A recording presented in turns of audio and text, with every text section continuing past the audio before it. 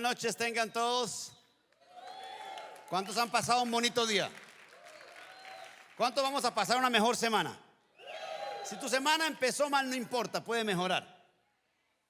Hoy traigo un tema del libro de Daniel, del capítulo 3. Estudiándolo me llamó poderosamente la atención porque el escritor de este libro es Daniel. Y en el capítulo 3 él es un narrador donde no participa en el capítulo entero. Lo que significa que esto se lo tuvieron que haber contado sus amigos. Entonces ellos eran 3 amigos y Daniel, que fueron llevados cautivos a Babilonia y los pusieron en el palacio del rey, por si alguno no sabe la historia. Y se encuentra en el libro de Daniel del 3 y los pasajes son del 1 al 30. Entonces, como no tengo el tiempo, les voy a parafrasear mucha de la historia para que ustedes logren entender. Y como los miércoles viene la gente más estudiosa, va a llegar a casa y va a leer el capítulo 3 de Daniel todo el mundo, ¿verdad? Y al ver la narración de Daniel, cómo él está narrando lo que aconteció en este capítulo 3, me doy cuenta de que en estos jóvenes había algo diferente, un espíritu diferente, y por eso le he puesto como título a esta plática: un espíritu diferente. La Biblia narra un montón de personas, héroes de la fe, que lograron alcanzar las metas y los propósitos y los sueños de Dios porque en ellos había un espíritu diferente. Dice la Biblia que por cuanto en Caleb, ¿cuántos se acuerdan de Caleb? Caleb fue de los 2 que logró entrar a la tierra prometida y fueron los únicos 2 de esa generación. Tuvo que pasar una generación entera para que los demás pudieran entrar. Ojo acá, los teólogos creen, por el tiempo desde Abraham hasta que salieron de Egipto, que pasaron 5 generaciones. Una generación por lo general son 40 años. Entonces pasaron 5 generaciones. Caleb era parte de la 5ª generación de Abraham y logró ver la tierra prometida y poseerla, porque dice la Biblia que en él había un espíritu diferente. Él no dice que oraba mucho, no dice que es bueno, no dice que ayunaba mucho, que es muy bueno ayunar, no dice que ofrendaba y que diezmaba mucho, que es muy bueno ofrendar y diezmar. No, dice que por cuanto en Caleb había un espíritu diferente, entonces el Señor lo dejó entrar y poseer la promesa que él había dado a su tatarabuelo Abraham. Esto tiene que animar a más personas, porque si tú lograras que el Señor de hoy mismo deposite y cambie y haga un espíritu diferente en ti, vas a comenzar a cosechar promesas de 5 y 6 generaciones que Él hizo a tu descendencia, tu gente. Un espíritu diferente. ¿Qué pasaría si nosotros fuéramos a trabajar mañana con un espíritu diferente? El trabajo es el mismo de los demás, pero tu espíritu es diferente. El problema es igual que el de los demás, pero tu espíritu es diferente. La enfermedad, el diagnóstico es ordinario, pero tu espíritu es extraordinario. Ese jefe es el mismo de siempre y maltrata a todos los demás por igual que a ti, y es racista, no importa, pero en ti hay un espíritu diferente. Me sorprende esta narración porque está muy acorde a lo que vivimos ahora, hoy en día. Ellos eran inmigrantes, tomados como esclavos. O sea, eran cautivos. Les cambiaron sus nombres por burla. Pastor Israel nos contó eso en el 1 o en el 2. Les cambiaron sus nombres y a Daniel le pusieron la señorita que cuida al rey. Horrible. Ellos les pusieron nombres al el que se llamaba el Señor Jehová nos cuida, le pusieron el que cuida el Dios de la luna. Y era una blasfemia para la religión de ellos, para sus creencias. Y les cambiaron, pero en ellos, a pesar de, nunca hubo una queja. Yo nunca veo en el relato que digan: es que no son muy racistas aquí en Babilonia. No, es que mal nos tratan acá. Y es que nunca hubo una queja aparte de ellos, porque en cuanto en ellos había un espíritu total y completamente diferente. Las circunstancias externas jamás podrán modificar tu carácter interno. No importa lo que pase en el exterior, si tu carácter está en la roca y si tu carácter interno es firme, tú vas a ser firme. Porque las circunstancias son terrenales, pero el carácter es espiritual. En Filipenses 3:20 dice: en cambio no somos ciudadanos nosotros somos ciudadanos del cielo, de donde anhelamos recibir al Salvador, el Señor Jesucristo. Entonces a veces nos apegamos tanto a las cosas de acá y a lo que nos dijeron y que al trabajo y que lo que está pasando. Y sí, todos somos seres humanos y nos afectan las cosas, pero tenemos que entender que no somos de este mundo. Nosotros somos del reino de los cielos. Vivimos en esta tierra, pero no somos de esta tierra. Somos seres del reino de Dios. ¿Cuántos pueden decir amén? Y les voy a parafrasear el pasaje, el capítulo 3 de Daniel rápidamente. Y les voy a dar 3 características de estas personas, de estos jovencitos con un espíritu diferente. Y luego les voy a dar 4 pensamientos para reflexionar y nos vamos a ir a cenar. Amén. El libro de Daniel en el capítulo 3, dice que estos jóvenes pues fueron llevados, servían ya en el palacio del rey. Y este rey era un rey loco. Después de que Daniel había revelado sueños, que eran una cosa increíble, y el rey pidió que quiero que me revelen el sueño en el capítulo 2, pero yo quiero que ustedes me digan qué soñé. Los demás dijeron: no, eso es imposible. Daniel y sus amigos dice que se juntaron a orar en privado y le pidieron que el Señor le diera la revelación. El Señor le dio la revelación de lo que el rey había soñado y la interpretación. Entonces hallaron gracia y le dieron grandes recompensas en el 2. En el 3, el rey loco ya se olvidó de lo que habían hecho Daniel y sus amigos y mandó a hacer una estatua y mandó a hacer un edicto de que a cada vez que sonara música, trompeta, panderos y arpas, todas las personas de la nación, no importar la lengua, tenían que arrodillarse y adorar la estatua. Entonces, como en todo lado hay sapos, unos sapos fueron y le dijeron: hey, hay 3 judíos que no cumplen con el edicto que usted ha dicho. El rey dijo: mándenlos a traer, porque si no lo hacen, entonces les vamos a dar cuello.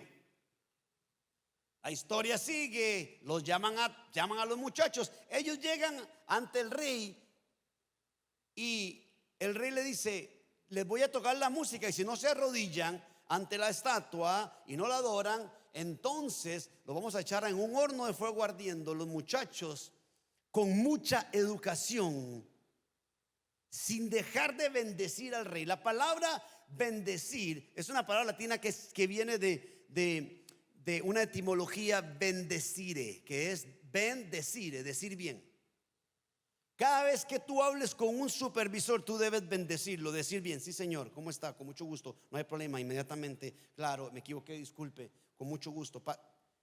Eso se llama, eso no es ser un adulador. Eso es ser una persona de bendición, decir bien, siempre que usted habla correctamente. Y estos jóvenes: su majestad, no hace falta, vive el rey para siempre, y no hace falta que usted ponga música, porque no nos vamos a inclinar ante la estatua, ni vamos a adorar sus dioses.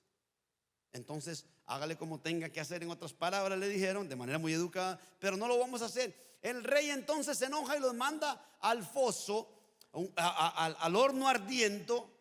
Y todos conocemos la historia. Un ángel llega, los rescata, se aparecen, y el rey entonces los saca, se sorprende y manda a matar a los demás que lo habían acusado a estos jóvenes. Así es como transcurre prácticamente la historia.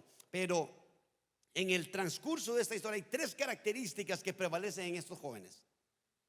3 características que se encuentran en personas que poseen un espíritu diferente. Número 1, la convicción por encima del compromiso. Vivimos en una sociedad donde si no haces esto, entonces te multamos. Si no aceptas tal cosa, entonces te despedimos. Si no vienes a trabajar el domingo, te botamos del trabajo. Y yo sé que a veces no se puede y a veces es difícil, pero ¿qué si hubiera un espíritu diferente y alguien dijera: mi jefe, mi patrón, vive el patrón por siempre, no tan religioso, porque si no, y aún le añada a mi patrón: pero vive el Señor en el cielo, que no vendré a trabajar el domingo, así me quites o me añadas, porque quiero ir a la iglesia y quiero servir a mi Señor. Tengo que ir a mi templo y tengo que ir a adorar, pero el de lunes a sábado yo puedo venir a trabajar todos los días a la hora que usted me diga. ¿Qué pasaría? ¿Qué pasaría si hubiera gente con ese nivel de fe, dispuesto incluso a perder su trabajo, pero por no faltar el día a la casa del Señor? Seríamos diferentes. Y en esta cultura que vivimos, donde es, no, las parejas y los matrimonios pueden ser como sean, porque tenemos que aceptarlos. Porque entonces, ¿qué pasó con aquellos que se levantan y dicen: no, la Biblia dice que varón y hembra los creó, y que el hombre dejará a su padre, a su mujer, y se unirá a su mujer? Entonces, esa es la gente que tiene que levantarse. Y nosotros, que somos la iglesia, que conocemos la verdad, tenemos que tener la convicción por encima del compromiso. Ustedes se quedaron muy callados. Yo sé que ahí de hoy es la sociedad, es el mundo en que nos ha tocado vivir, donde estamos viviendo en esos tiempos donde dicen que llamarán a lo bueno malo y a lo malo bueno. Ahora yo estoy diciendo eso y todo el mundo dice: uy, Dios mío, oh, todo, y miraron para allá, y en ese momento les entró un texto. Pero se tiene que decir, se los tenemos que decir a nuestros hijos, se los tenemos que decir a nuestra sociedad. Nosotros no estamos de acuerdo, y no estamos de acuerdo con las conductas de la sociedad y con lo que ahora hay drogas que son legales. No por eso significa que el Señor, ya se legalizó la marihuana, entonces ya el Señor no lo ve como pecado. No, sigue siendo pecado. Amén. Número 2, esta gente tenía confianza ante el caos. El espíritu diferente de ellos les hacía estar confiados a pesar del caos. Este número 2 es muy brutal este número 2, porque la mayoría de los seres humanos durante el caos es cuando se quiebran. En el momento del caos se rompe todo. En el momento del caos es cuando uno no mantiene la calma. Pero ellos mantuvieron la calma en el caos porque tenían una confianza plena en su Dios. El enemigo quiere que estemos llenos de miedo, de temor, de preocupaciones, duda, confusión. Y esto no tiene sentido porque él opera en el lado oscuro. Pero podemos tener confianza porque Dios no es caótico. Dios es un Dios de orden.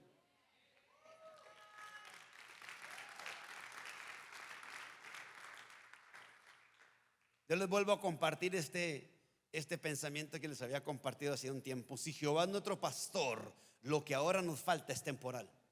Si tú tienes la confianza plena de que el Señor es tu pastor, lo que te está faltando ahora es solo temporal, porque la Biblia dice en el Salmo 23 que Jehová es nuestro pastor y nada nos faltará. Eso es confianza. Y aquí está la respuesta, Daniel 3:19. Ante la respuesta de Sadrach, Mesach y Abednego, esa que le dijo: no los vamos a adorar, no vamos a adorar la estatua, ni vamos a adorar sus dioses, Nabucodonosor, que era el rey, se puso muy furioso y cambió su actitud hacia ellos. Mandó entonces que se calentara el horno 7 veces más de lo normal, y que algunos de los soldados más fuertes de su ejército ataran a los 3 jóvenes y los arrojaran al horno en llamas. Fue así como los arrojaron al horno, con sus mantos, sandalias, turbantes y todo, es decir, tal y como estaban vestidos. Tan inmediata fue la orden del rey y tan caliente estaba el horno que las llamas alcanzaron y mataron a los soldados que arrojaron a Sadrach, Mesach y Abednego, los cuales, atados de pies y manos, cayeron dentro del horno en llamas. En ese momento Nabucodonosor se puso de pie y sorprendido les preguntó a sus consejeros: ¿acaso no eran 3 hombres que atamos y arrojamos al fuego? Así es, majestad, le respondieron.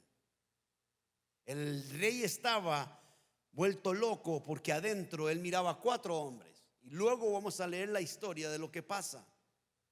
A veces nos preocupamos demasiado por las cosas de este mundo, y en Efesios 6, 12, 13 dice: porque nuestra lucha no es contra seres humanos. Y esto lo entendían estas personas. Estos 3 jovencitos entendían que la lucha no era con el rey este loco. La lucha es, dice acá, sino contra poderes, contra autoridades, contra potestades que dominan este mundo de tinieblas, contra fuerzas espirituales malignas en las regiones celestiales. Por lo tanto, pónganse en toda la armadura de Dios, para que cuando llegue el día malo puedan resistir hasta el fin con confianza. Cuando llegue el día malo, estos jóvenes hacían lo bien, servían a un Dios real, tenían una integridad y un espíritu diferente, y aún así les llegó el día malo. ¿Qué te hace pensar que el día malo no va a llegar a tu vida?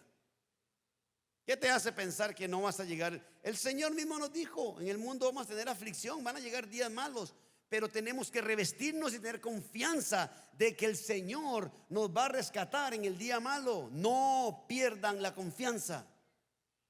Dile a tu vecino: no pierdas la confianza. En Hebreos 10:35 dice: así que no pierdan la confianza, porque esta será grandemente recompensada. ¿Cuántos quieren recompensa? Mantén la confianza. ¿Cuántos quieren que el Señor les recompense? A ver, por acá. No pierdas la confianza. En Proverbios 28:1 dice: el malvado huye aunque nadie lo persiga, pero el justo vive confiado como un león. Qué lindo ese. Alguien tiene que escribirse ese proverbio, tomar una foto, llevárselo para la casa. El malvado huye aunque nadie lo persiga, pero el justo vive confiado como un león.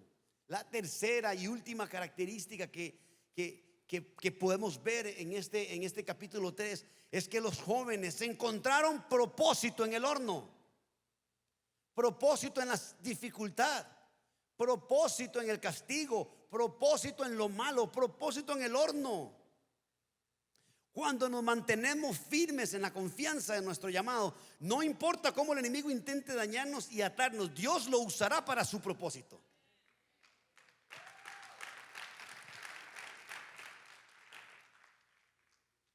Me encantó esta nota que dice: el fuego dentro de ti debe ser más grande que el horno enfrente de ti.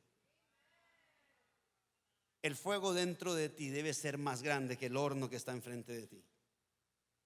Si el horno lo calentaron 7 veces, pero el fuego dentro de esos jóvenes del Espíritu Santo ardía 1.000.000 de veces más fuerte que ese horno. Cuando estés pasando por una prueba difícil, en lugar de quejarte, mejor reflexiona y piensa: ¿cuál es el propósito que Dios tiene y que quiere enseñarme en esta situación? ¿Cómo cambiaría nuestra vida si en vez de lloriquear, si en vez de quejarnos en una situación difícil, tú pensaras: Señor, ¿qué me quieres enseñar? Créame, yo lo practico, es difícil porque cuando el caos viene es difícil, pero lo practico, trato de hacerlo al 100%. Digo: Señor, muéstrame lo que me quieres enseñar, revélame qué es lo que quieres que yo haga, enséñame qué bueno voy a sacar de esto.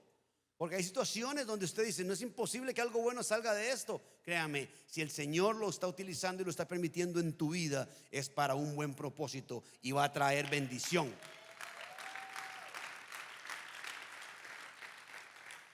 Daniel 3:28-30. Entonces exclamó Nabucodonosor: alabado sea el Dios de estos jóvenes, que envió su ángel y los salvó.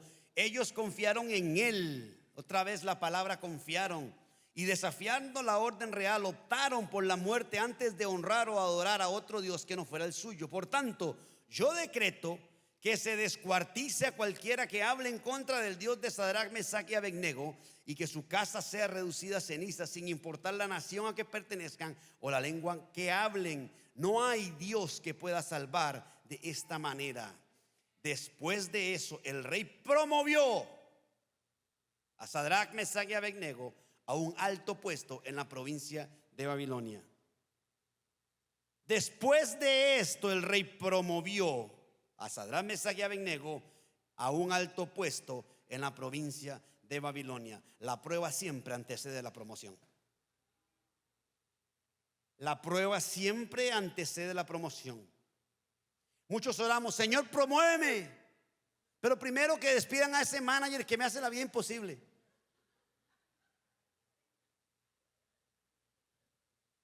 ¿Nunca has pensado que quizás ese manager sea la prueba que antecede tu promoción?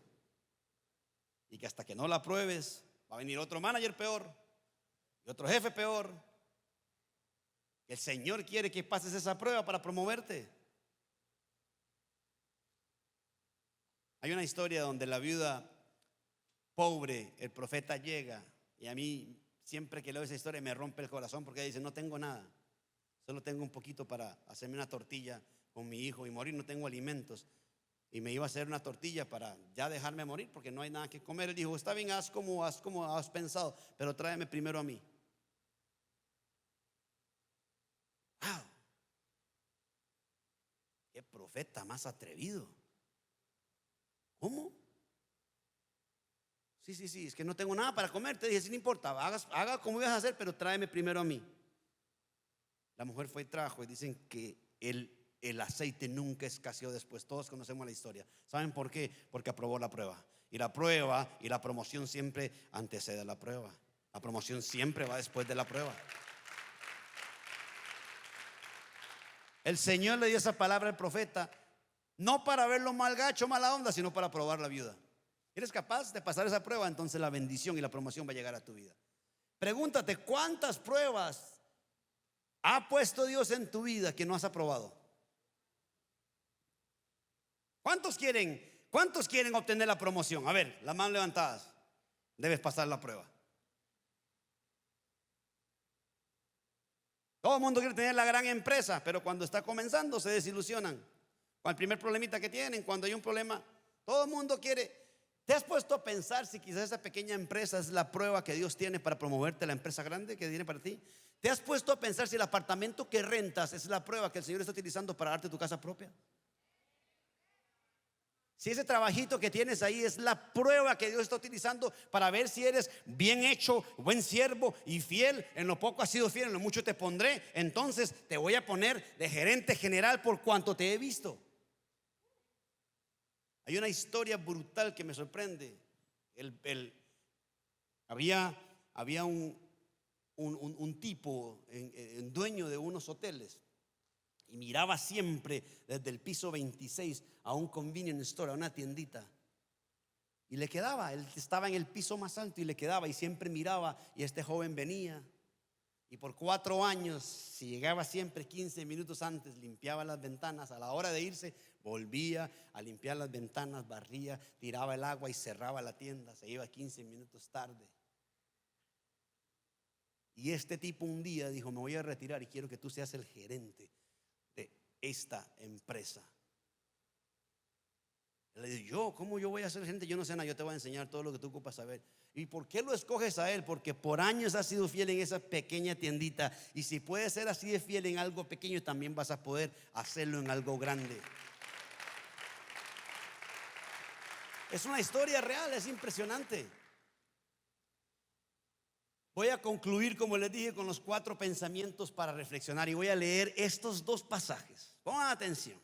Sadrach, Mesach y Abednego le respondieron a Nabucodonosor. Ojo cómo responde, pongan cuidado cómo responde una persona con un espíritu diferente. No hace falta que nos defendamos ante su majestad. Si se nos arroja al horno en llamas, el Dios al que servimos puede librarnos del horno y de la mano de su majestad. Pero aún si nuestro Dios no lo hace, así sepa usted que no honraremos a sus dioses ni adoraremos a su estatua. Muy educados, educadísimos. Era gente real, tenía un espíritu diferente y una convicción que iba más allá de cualquier problema, de cualquier horno, de cualquier rey. Pensamiento número 1: en tiempos de crisis, los hombres buenos deben de ponerse de pie. Dios siempre envía los mejores hombres a los peores momentos. ¿Quieres saber qué tan buen líder eres? Mírate cómo actúas en los momentos difíciles, en los momentos caóticos, cuando lo fácil fuera rendirse.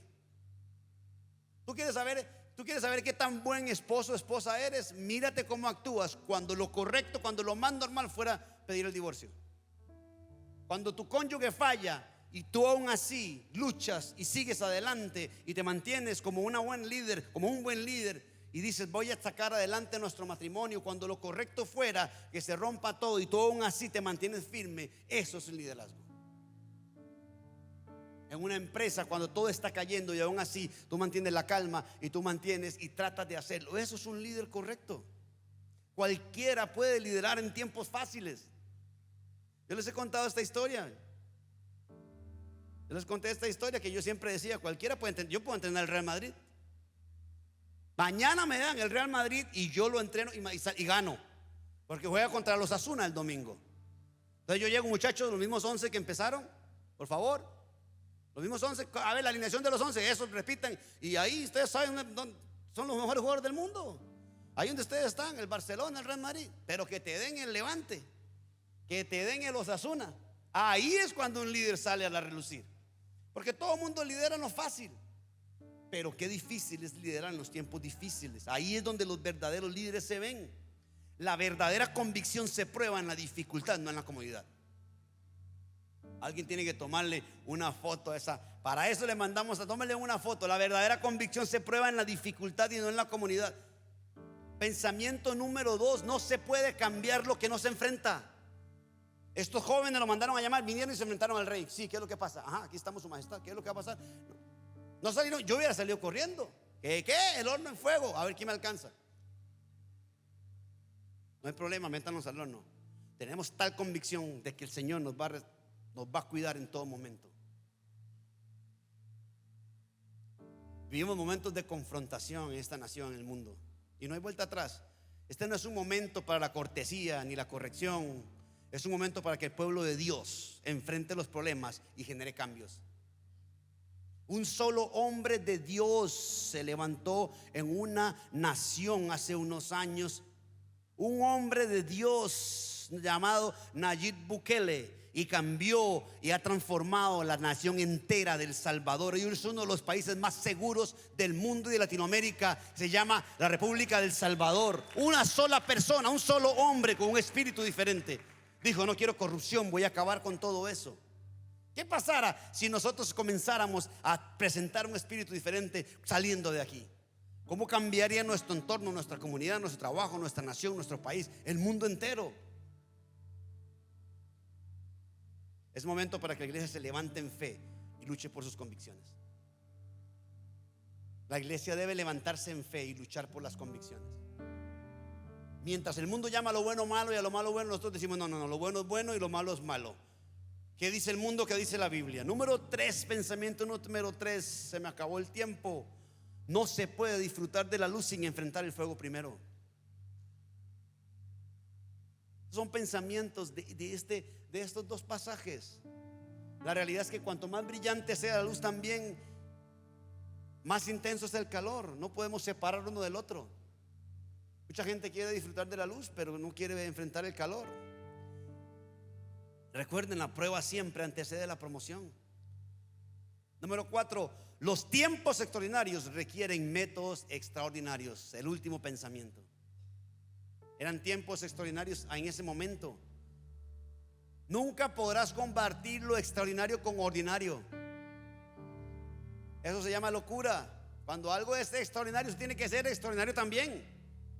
Si a mí me llevan a jugar al Real Madrid, yo voy a ser un petardo ahí, no voy a poder porque debo ser un jugador extraordinario para jugar un equipo extraordinario.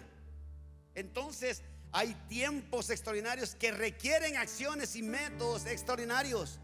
Ellos no se pusieron a orar delante del rey, ni suplicaron a Dios, ni le pidieron auxilio en ese momento. ¿Saben por qué? Porque ya lo habían hecho.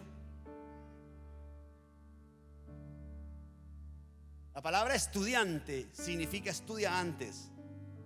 Estudiante significa estudiar antes. Estos eran orantes. No llegaron a orar: Señor, suplíquenos. No hacía falta hacer show. Ya venimos orados. Yo recuerdo cuando a veces vamos a comer y hey, este animal no oró por la comida. No, ya yo venía orado. Mi mamá me tiraba lo que tenía en la mano. Mami, ya yo venía, yo me entré, me bajé de ahí, ya yo venía orado. Ya por eso no oro. Por el hambre. Pero es así como debemos comportarnos. Nuestro carácter y nuestro temperamento, nuestro espíritu, debemos venir orados a la situación. No llegar ahí a ver qué. No, esta gente ya venía orado. La verdadera convicción siempre será más fuerte que la más intensa aflicción. Dice: pero aún si nuestro Dios no lo hace, quiero que sepa que no honraremos a sus dioses, ni adoraremos la estatua que usted ha erigido. Ojo acá. Me sorprende que ellos, cuando ellos hablaron, dijeron: el Dios a quien servimos. Lo busqué en todas las traducciones posibles, que pues están en Nueva Traducción Viviente, Reina Valera. En ninguna dice al Dios a que oramos. En ninguna versión dice el Dios en que creemos, el Dios en que nuestros padres nos inculcaron, el Dios al que mi mamá me presentó. Dice: sepa usted que el Dios al que servimos nos rescatará de la mano del rey.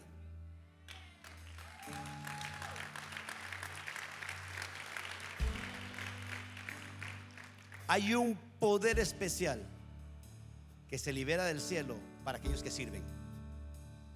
Puedes orar muy bien, puedes ofrendar muy bien, pero el que sirve, el Señor viene a su rescate. Porque ellos dijeron: el Señor a quien servimos, eran siervos de Dios viviente. ¿Qué pasaría? Hay gente que ha venido a la iglesia por 8, 9 años, 7 años, todavía no sirve en una puerta, todavía no coge un trapeador.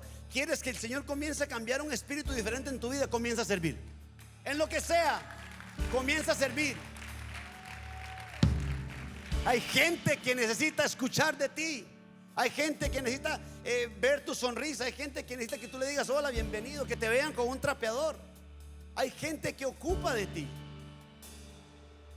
¿Qué pasaría si todos comenzásemos a servir en la iglesia? Voy a terminar con el Salmo 51:10, que es mi favorito.